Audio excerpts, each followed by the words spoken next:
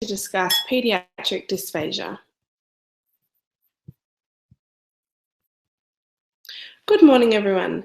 Today, my team and I are here to discuss paediatric dysphagia. Paediatric dysphagia is the term used to describe impaired or disordered swallowing in the infant and child population. Some common symptoms include an infant having difficulties holding fluids in their mouth, difficulties with propelling the fluid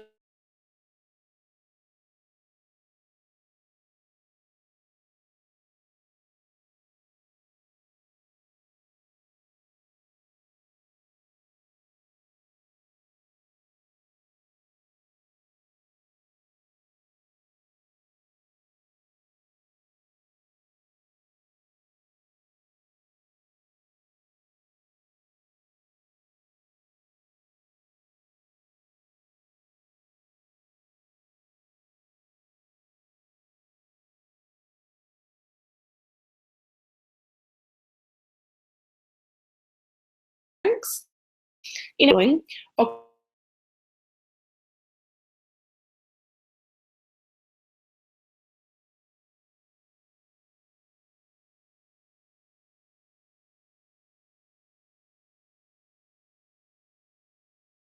an incredibly important area of practice for current and future speech-language pathologists, and thus a clinical practice guideline is an important document to consider when embarking upon practice in this area. When beginning our search for our clinical practice guideline, we initially defined our concepts, which were dysphagia in infants and clinical practice guidelines. We determined our PICO question, as you can see there on the screen: what clinical practice guidelines exist that are intended for use by speech pathologists working with infants with dysphagia. We then brainstormed alternate words and synonyms for these search concepts and determined the need for truncations and alternative endings of words.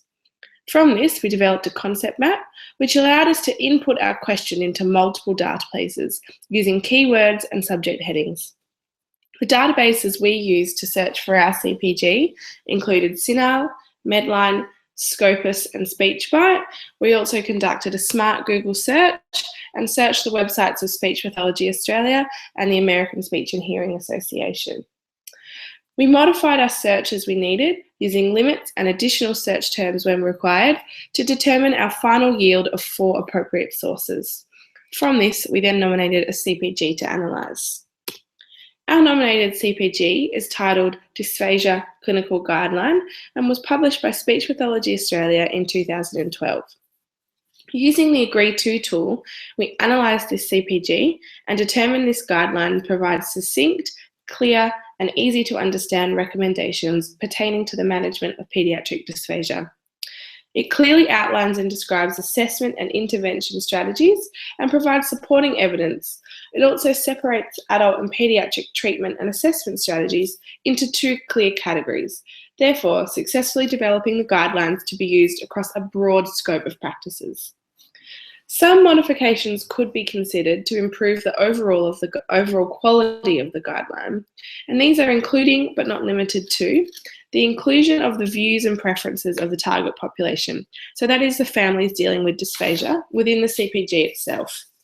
The inclusion of the method by which the research articles were found, including which electronic databases were searched and the search strategies employed.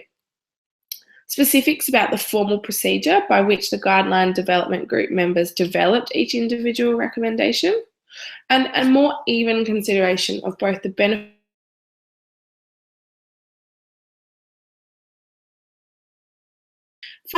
section detailing the methods by which speech pathologists would implement the recommendations within a clinical setting would be really beneficial to include. Incorporating barriers and facilitators to implementing the recommendations would be of use also.